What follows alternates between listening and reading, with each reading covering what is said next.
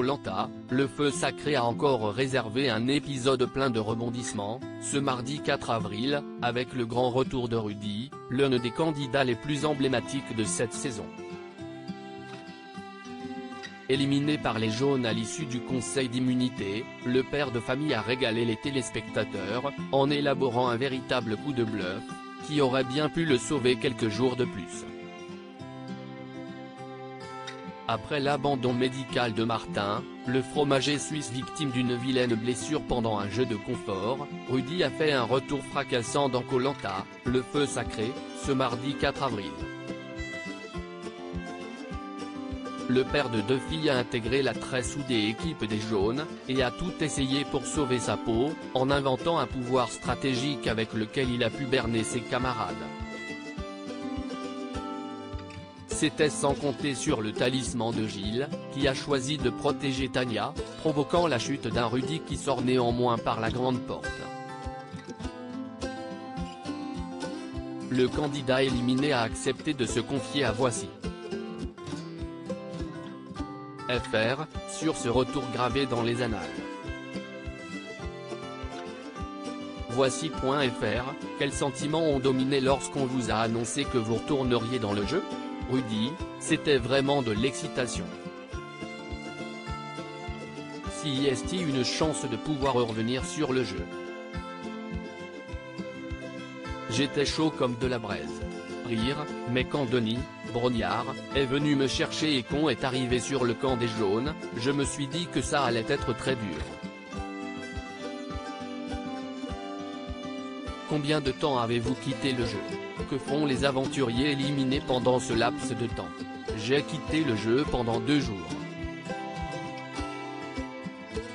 Je ne faisais rien de particulier, j'attendais simplement mon départ, ou éventuellement le prochain éliminé. Je serais incapable de vous dire où j'étais car nous n'avons aucun repère quand nous quittons le jeu. Par contre, j'ai pu manger et prendre une douche. Quel a été l'accueil chez les jaunes lorsque vous avez intégré l'équipe ? On les a sentis très méfiants à l'idée de vous voir venir. Oui, et je les comprends. J'étais une forte tête chez les rouges, ils savaient très bien que j'étais capable de mettre la zizanie chez eux, donc forcément l'accueil était un peu tendu. Ils venaient de perdre Martin, qui était un bon élément, et ils m'ont récupéré. Votre réintégration aurait-elle été plus facile si vous aviez fait votre retour chez les rouges ? Franchement ça aurait été très tendu la base aussi. J'aurais voulu avoir des explications et j'aurais beaucoup plus pensé à ma vengeance. J'aurais fait les choses différemment. Certains jaunes en particulier ont-ils été plus distants que les autres à votre égard ? Ils ont tous été accueillants à leur manière, avec une part de retenue. Grace, fidèle à elle-même, a mis les points sur les i et les barres sur les t. Mais ils ont tous gardé un peu de distance pour m'observer.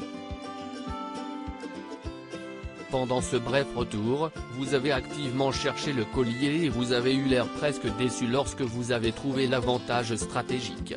Oui exactement. J'avais déjà trouvé cet avantage stratégique et ça ne m'avait pas sauvé. J'étais seul contre tous. La seule chose qui pouvait me sauver, c'était un collier. C'était acté que si l'on perdait l'immunité, c'était moi qui sortais. Les jaunes vous ont beaucoup reproché de vous mettre à l'écart du groupe pour faire vos recherches de colliers en forêt. Comprenez-vous leurs reproches ? Si je participais aux tâches du camp, je ne cherchais pas de collier et j'aurais été à leur merci. Ça aurait été trop facile pour eux. J'ai trouvé leurs reproches calculés. J'aurais dû prendre la décision de rester avec eux, pour ensuite être éliminé ? J'ai préféré chercher quelque chose qui pouvait me sauver aux portes de la réunification et leur mener la vie dure jusqu'au conseil. Partout où j'allais, j'avais toujours un espion derrière moi. Vous avez eu une idée de génie en leur faisant croire que vous aviez trouvé un indice, puis le collier. Une fois que c'était acté que j'étais éliminé en cas de défaite à l'épreuve d'immunité, il n'y avait plus qu'à jouer stratégie et comédie. Plus rien ne me faisait peur. Je me suis dit qu'il fallait que je trouve un scénario d'anthologie qui les mette en difficulté et que moi, je puisse m'amuser comme un fou. Le début de mon scénario a commencé quand on a perdu, et ensuite, j'ai improvisé, car je ne savais pas si ça allait prendre. Quand je leur ai montré le premier avantage, que j'ai vu qu'il était à fond dedans et tous dégoûtés, je me suis dit oh merde ça marche. Et là je me suis vraiment amusé. Mais c'était quasi mission impossible. Partout où j'allais, j'avais toujours un espion derrière moi, c'était un truc de dingue. Au moment où ils ont lâché l'affaire, j'ai changé de secteur et j'ai trouvé l'avantage stratégique. Vous qui étiez si proche de Tanya, on a finalement eu l'impression qu'elle a cherché à prendre ses distances avec vous à votre retour. Avez-vous eu ce ressenti? On a parlé avec Tanya, et on a bien compris que sur place, c'était elle ou moi. On l'a d'ailleurs bien vu au moment des votes. Je n'allais pas la mettre en danger pour me sauver. Donc j'étais seul contre tous. Aviez-vous envisagé que Gilles puisse la protéger avec son talisman? Totalement. Mais ma victoire personnelle, si est qu'à comptage des votes, ce n'est pas moi qui sortais. Denis, Brognard, a d'abord posé la question pour le collier, puis pour le talisman. Quand Gilles a vu que je n'avais pas de collier, il a choisi de protéger Tanya. Mais si Denis avait posé la question pour le talisman en premier, Gilles aurait gardé le pouvoir pour lui-même. Vos filles sont-elles heureuses de votre parcours? Elles sont très contentes car cela faisait 10 ans que j'essayais de participer à Koh-Lanta, et que je n'aille jamais lâché l'affaire. Elles me charriaient tous les ans, et au final ça a payé. Mais elles savaient qu'avec mon caractère, ça allait être difficile. Et elles n'ont pas eu totalement tort. De quoi êtes-vous le plus fier dans votre aventure? D'avoir été capable de ne pas manger, de dormir en pleine nature avec des insectes etc. Je me posais la question de savoir si j'étais capable de la jouer vraiment roots.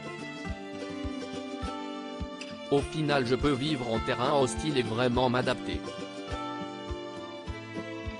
Avec quels aventuriers avez-vous gardé contact?